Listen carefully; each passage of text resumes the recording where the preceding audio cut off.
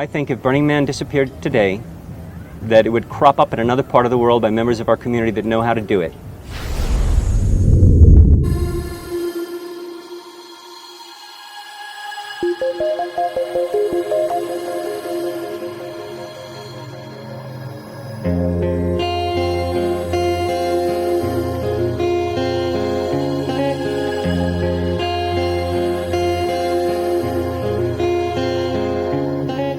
Our first regional really grew out of a desire to support Burning Man in a time of crisis. And in that capacity, suddenly people around the world were saying, hey, how do you do this? And can we do a gathering? And how can we meet other burners? The thing I love to see is that you can recognize the essential character of something and know that this too is Burning Man, but there can be differences because of the environment or local traditions. And so it's a matter of appreciating the differences, but also seeing that, wow, this can live anywhere in the world and does. When you call something a regional burn or a decompression, or you invoke the name of a burner community, it really should mean something and stand for the principles and ethos that we all share, ranging from self-expression to communal effort to civic responsibility and leaving a trace and all of the wonderful things that are manifest in our culture.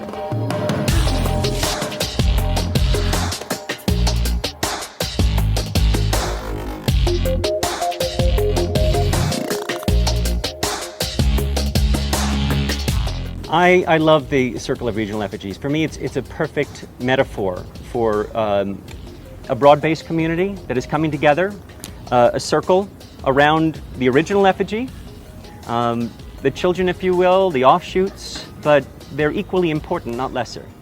And for me, it's a physical manifestation of the dialogue that we are having with the default world and the world of the community as we know it here in Black Rock City.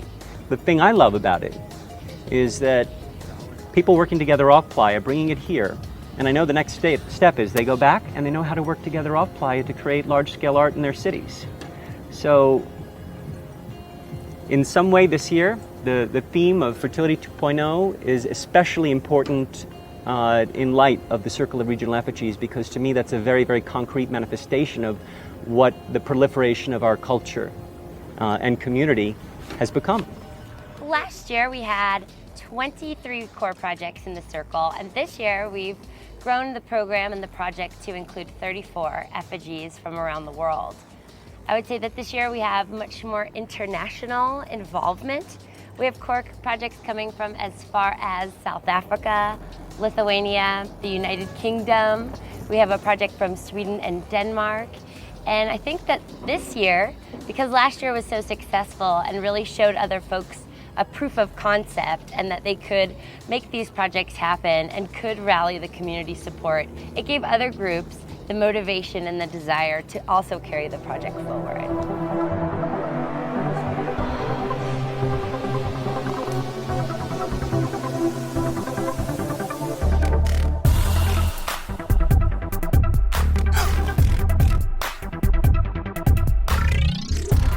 Okay, my name is Craig. This is the South Africa core, and we are representing, in fact, the entire region. There's a lot of our crew who are, in fact, Zimbabweans, which is where I'm originally from. We are now mostly living in South Africa or connected to South Africa. And what we presented this year is an African fertility doll in the Bele design, which is from our region. What we found, which has been so amazing, has been the collaboration from not just people within our own community, but people have reached out to us from Reno and from California and from all over the world to offer help. And that's been one of the most amazing things. So we've come the furthest out of everyone from the playa. 4 days ago, nothing existed at all. And our team and lots of people behind us, particularly the Reno crew, have stepped up and helped us to bring this to the playa. The hardest thing was trying to plan everything ahead and not being able to build the entire effigy in a warehouse, at home, whatever, in its entirety, and be able to see it and dial it in exactly how we wanted it. And that's all we could do, was put a lot of intellectual horsepower into it, plan and have contingencies in as many ways as we could, and get out here, and the playa has provided the rest. But what I found the most fascinating about this project has been how the community has supported non-traditional artists to become artists.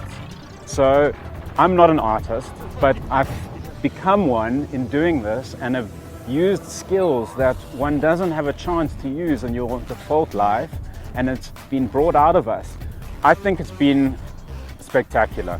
I think what this has represented for us is almost a fast track into how to do art on the playa. The support from the core team and artery and all the people around them, directed around core, has allowed us to get a really good foothold into the entire system. Our aim is to now try and pass on the skills and the tools and the things that have been involved and the connections to the next cruise, and we want to hand over and we want to be involved, and next year there should be more crews out here doing art on the playa.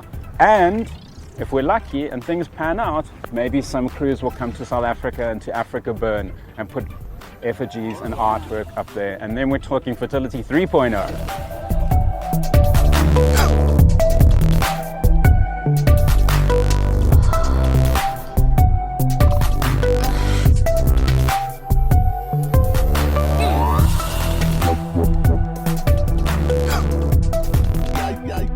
So Africa Burn is in fact the largest regional in the world, and that has to be related to the fact that it's the furthest away from the playa, because for everyone else it's possible to get here. They limited it this year to 5,000. They could have gone more than that, and that's significant. They've seen incredible growth, and it's been an amazing journey. 5 or 6 burns, but almost doubling year on year, and it's been phenomenal, and it's amazing to see what they've been able to achieve. I'm John Quigley. I'm an aerial artist. I do large-scale human sculptures that are photographed from the sky, and we're here in Africa, in Cape Town, on our way to Africa Burn to create the image of the emerging face of Ubuntu, the African concept of community. And as I understand it, it's I am because we are. We exist within the context of community. It's inspired by our newfound freedom, in South Africa, our newfound democracy, in particular Nelson Mandela, and the sort of values that he wanted us to aspire towards as a nation, and this inherent gift that we have within us, which is Ubuntu. The whole of Africa has this potential, and yet somehow we're not getting it out there to the rest of the world, and especially toward each other.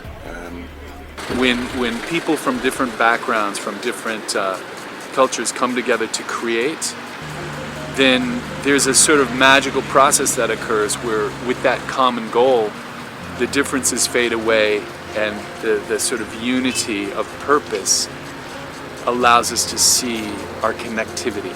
Africa Burn is about creative freedom and the ultimate expression of ourselves. What I'm really excited here is just for the African spirit, and also that it's probably more similar to the early days of Burning Man, where there are less people, and I think I'm looking forward to that intimacy. Africa Burn, it's just worked so harmoniously and with such synchronicity, and it's so the right platform, because it's not political. It is about us. It is about our expression, and we really see this going quite far.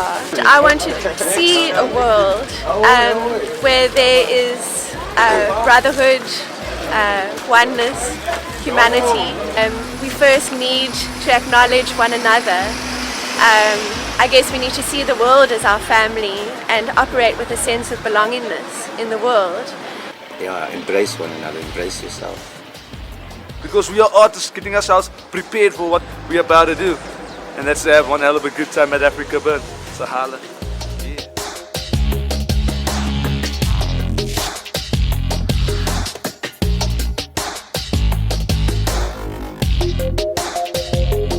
Again, this year's theme with Fertility 2.0 is fitting, because we're at a new stage of this cross-pollination that is happening around the world. a lot of the communications used to flow directly through us. Now the regionals are speaking directly to one another. And if you think of a map of the world with little lights blinking on and off in different parts of the world, the entire world is blinking on and off, and those little dots are communicating with one another as a neural network would, without the need of this central brain anymore, because it's gotten so healthy, so robust, and you just kind of can't stop the inspiration from flowing in all directions.